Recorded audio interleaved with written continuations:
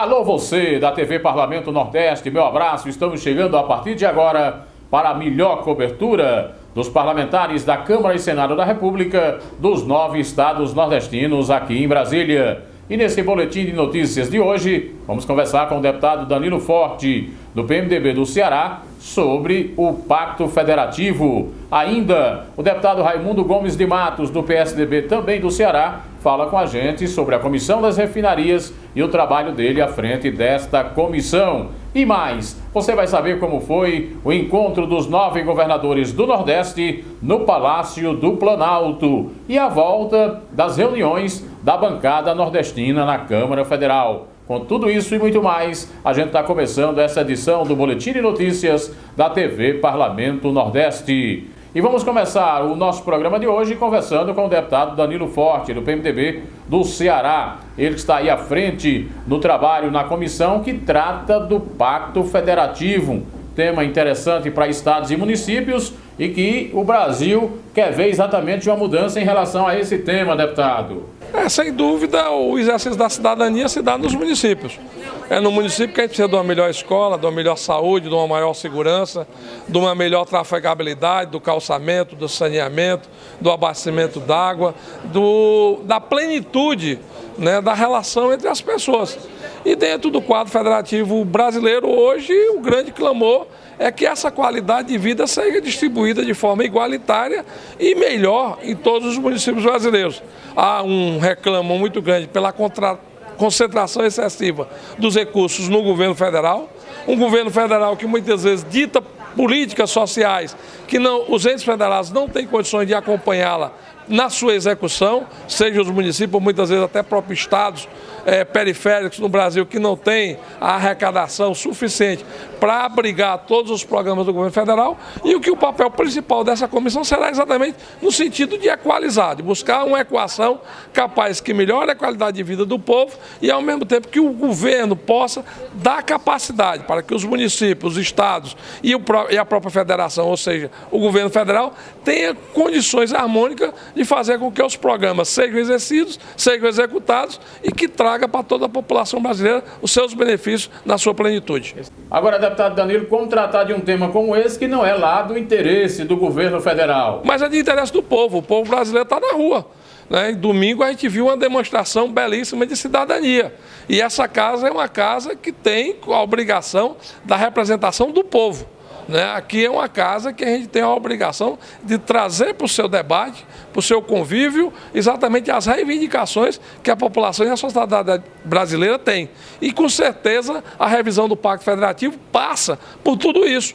Nós precisamos, inclusive, de modelos inovadores. Vamos ouvir pessoas, ex-presidentes da República, ministros de Estado, constituintes que elaboraram a Constituinte Cidadã, os governadores, os prefeitos, os vereadores, as áreas específicas de saúde, educação, para que a gente possa, inclusive, identificar as prioridades e dentro das prioridades a gente possa fazer uma legislação, possa fazer leis que possam atender essa demanda e retribuir para o cidadão e para a cidadã brasileiro o seu esforço e a sua contribuição para com a nação. É importante termos também plenárias externas, fora da Câmara, para debater esse tema, deputado. Com certeza, nós faremos não só audiências públicas aqui em Brasília, inclusive dos estados. E a primeira já vai ser na sexta-feira, agora em Curitiba, na Assembleia Legislativa do Estado do Paraná, onde nós vamos abrir já o primeiro debate sobre exatamente a questão do Pacto Federativo, ouvindo os parlamentares e os demais convidados pela Assembleia Legislativa do Estado do Paraná para participar dessa plenária. E esperamos, inclusive, rodar o Brasil inteiro e quero eu que até o final desse semestre, até a votação da Lei de Diretriz Orçamentária para 2016, a gente tem condição já de ter uma proposta de legislação condensada, consensuada o máximo possível nessa comissão e que a gente possa, inclusive, levar para apresentar ao plenário da Casa, pontuando, vendo aqueles pontos que são prioritários e que são as principais reivindicações da sociedade brasileira. Tá aí, portanto, o deputado Danilo Forte conosco aqui na TV Parlamento Nordeste. E os governadores nordestinos estiveram em Brasília. Se reuniram pela manhã entre eles, definiram uma pauta e à tarde foi a vez do Palácio do Planalto com a presidente Dilma. A reportagem da TV Parlamento acompanhou e você tem detalhes agora. Veja. Os 9 governadores do Nordeste estiveram nessa semana em Brasília e participaram de uma reunião entre si, onde definiram uma pauta para o encontro com a presidente Dilma Rousseff. O governador de Alagoas, Renan Filho, falou com a equipe da TV Itararé sobre esse encontro. Olha, muito importante, especialmente nesse momento em que o Brasil precisa vencer a crise. Mas para vencer a crise, a presidência da República, o governo federal, precisa apontar um caminho, orientar uma saída para que os estados cumpram também o seu papel. É muito importante que mantenhamos os investimentos, tanto os investimentos do governo federal, como investimentos próprios feitos pelos estados. É fundamental que nós mantenhamos a capacidade de tomar de crédito, de ter crédito para os estados. É fundamental que setores importantes, como o setor sucroenergético, no caso de Alagoas, é fundamental que o governo federal ajude no combate à seca, no momento de crise.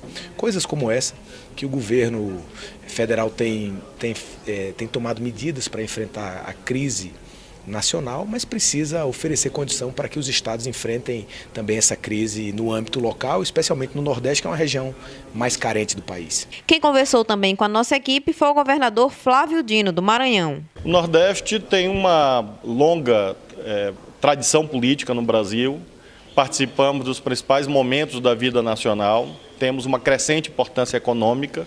É natural, portanto, que nesse momento de dificuldades políticas e econômicas, o Nordeste faça ouvir a sua voz, no sentido positivo, no sentido da superação da crise, de procurar exatamente haver uma estabilidade institucional, uma articulação política, um diálogo, um entendimento, e nós possamos também, a partir daí, fazer com que haja a superação dessa crise transitória que o país atravessa nas suas contas.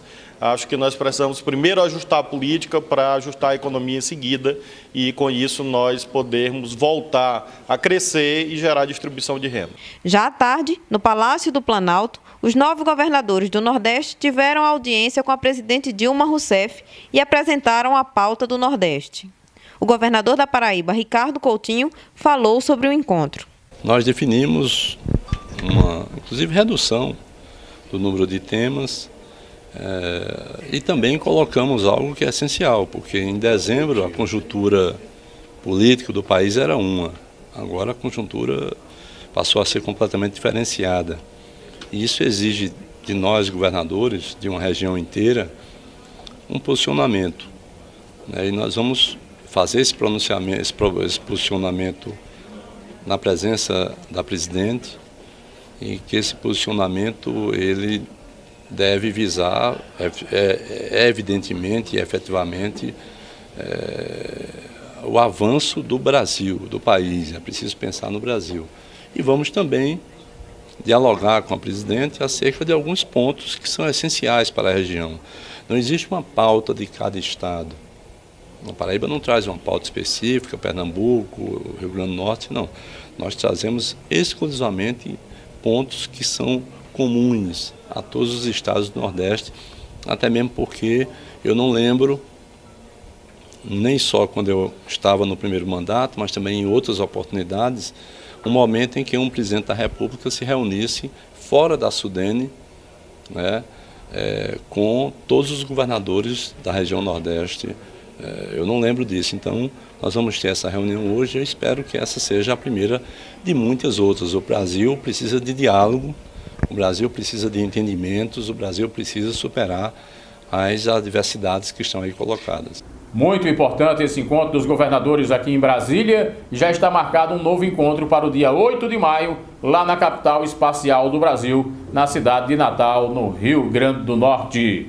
E quem conversa conosco agora é o deputado Raimundo Gomes de Matos, do PSDB do Ceará, em cima do tema da Comissão Externa das Refinarias, que é o tema central do acompanhamento do trabalho. Como é que tem sido exatamente as audiências, deputado? Um balanço da audiência pública bastante positiva, até para que nós possamos dar os desdobramentos necessários para tocarmos a comissão, ouvindo os outros interlocutores. Foi categórico, taxativo, firme, bastante didático, a presença da doutora Magda, o momento em que ela afirmou, por mais de uma vez, que ao assumir o cargo desde 2008, em momento nenhum recebeu, quer da iniciativa privada, quer do governo do Estado, quer da própria Petrobras, projeto para a construção da refinaria no Maranhão e a construção de refinaria no estado do Ceará. Então fica, a se indagar, como é que aconteceu esse calote?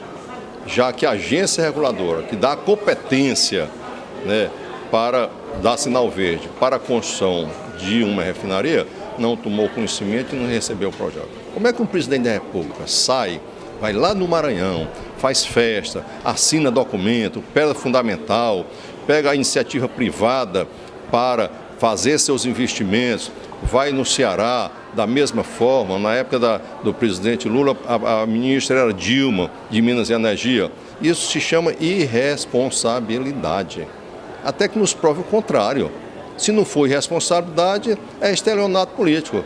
Fazer com que haja toda aquela mobilização, um redirecionamento nos planos diretores dos municípios. O Estado do Ceará investiu 650 milhões de reais.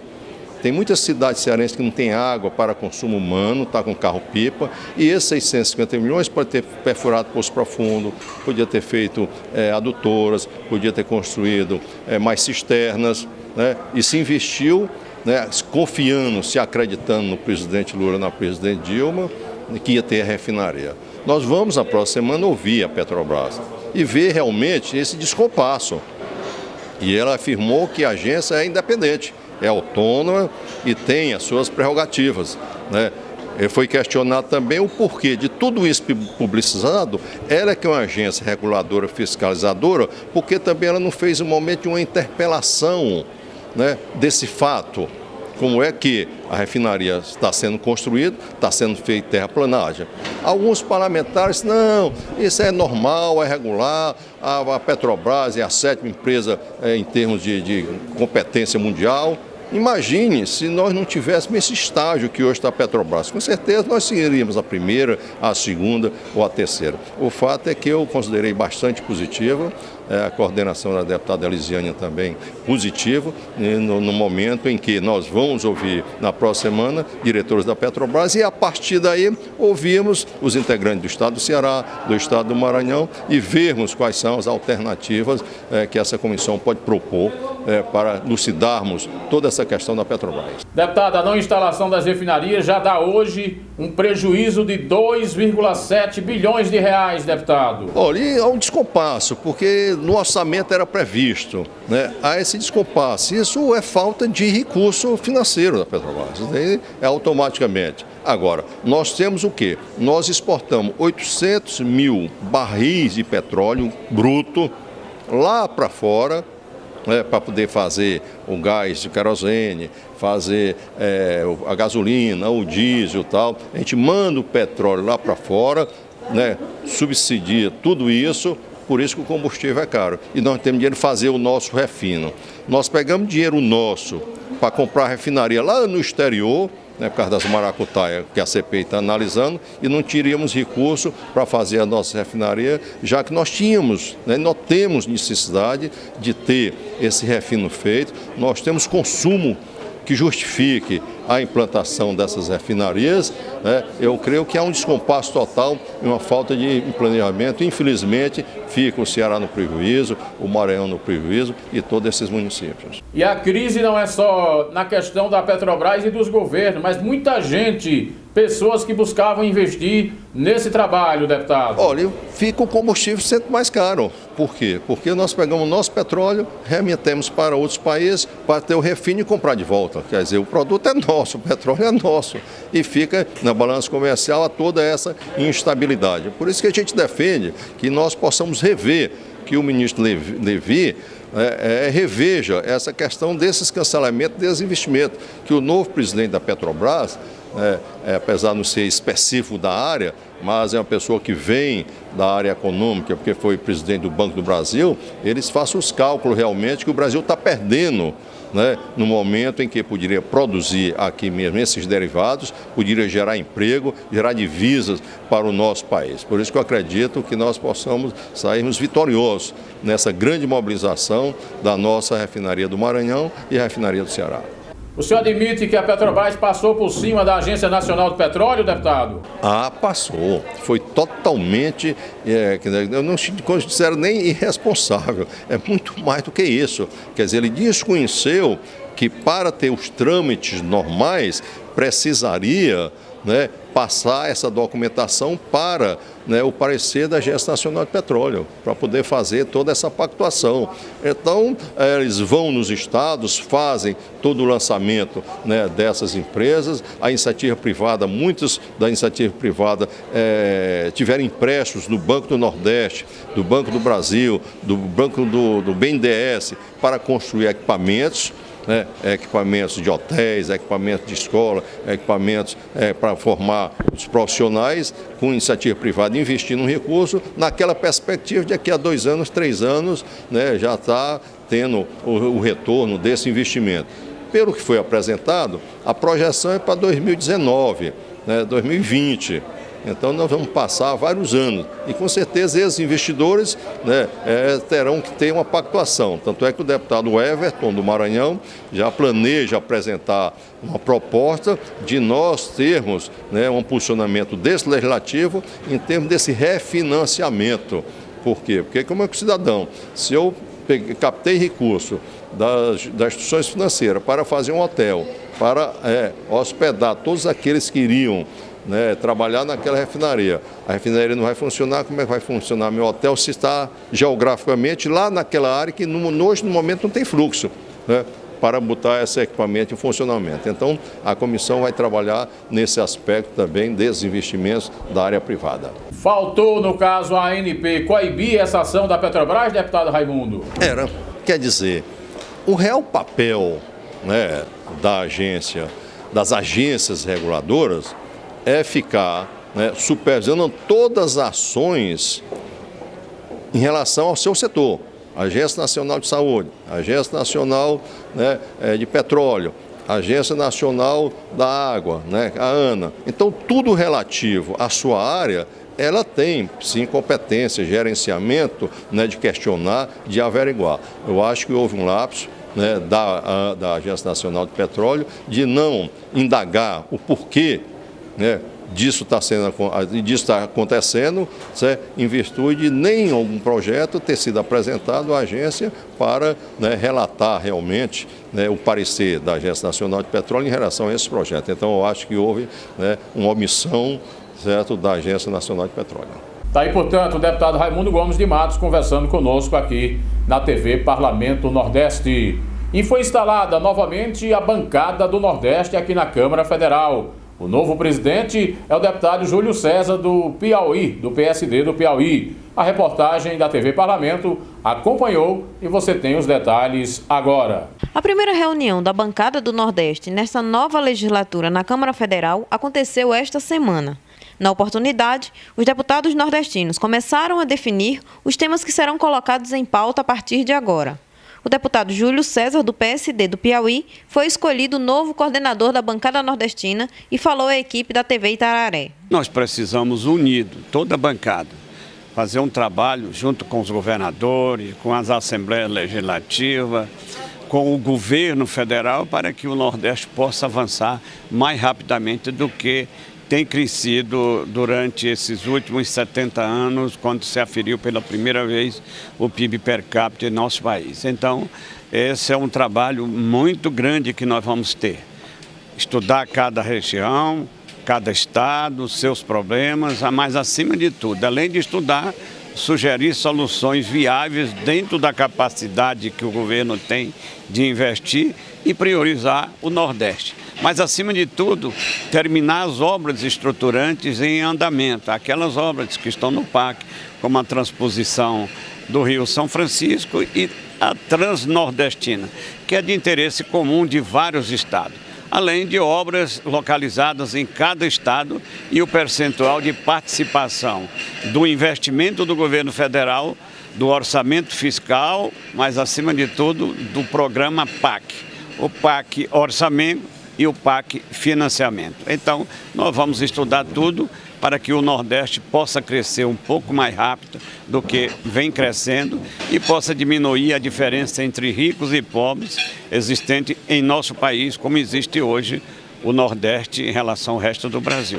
Quem esteve também no encontro e falou com a nossa equipe foi o deputado e coordenador da bancada da Paraíba, Wilson Filho, do PTB. Nós aqui fizemos a primeira reunião da bancada do Nordeste, dos 9 estados do Nordeste. E a minha proposta aqui foram, na verdade, em 2 temas. Primeiro, falando de uma coisa que, mais uma vez, coloca o Nordeste em pauta. Ontem nós tivemos uma reunião de todos os governadores do Nordeste com a presidente Dilma para cobrar ações do governo federal relacionadas à seca, que no nosso caso da Paraíba está há 4 anos e tem uma atenção um pouco não satisfatória, para não ser tão irônico, até porque São Paulo bastou faltar um pouquinho de água que a atenção voltou para São Paulo e o Nordeste, na Paraíba, sofrendo há 4 anos e pouco se faz. Então nós propomos aqui uma reunião dos 9 coordenadores, cada estado tem um coordenador de bancada federal.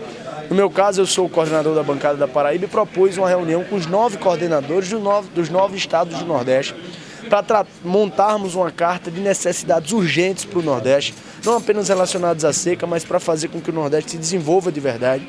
E nós pediríamos uma reunião urgente com a presidente Dilma para entregar essa carta. Então, próxima semana a reunião dos coordenadores, na outra semana a reunião com a presidente Dilma. Foi essa a minha sugestão e foi acatada pelo coordenador do Nordeste e pelos deputados presentes. O meu segundo ponto foi a defesa do projeto da Zona Franca do Semiárido Nordestino. É um projeto espetacular que vai mudar radicalmente a economia do nosso estado, do Nordeste, e o coordenador da bancada do Nordeste declarou publicamente o apoio ao projeto. Então é muito importante para a Paraíba que a gente possa estar sempre aqui defendendo o nosso estado, os paraibanos e as suas necessidades. Vamos estar acompanhando sempre esse trabalho da bancada do Nordeste aqui na Câmara Federal. Final desta edição da TV Parlamento Nordeste. Meu abraço, estou indo embora e não esqueça, é possível subir na vida falando a verdade. Só o poder de Deus é grande e é pelos humildes que ele é honrado. Permaneça aqui, parlamentonordeste.com.br.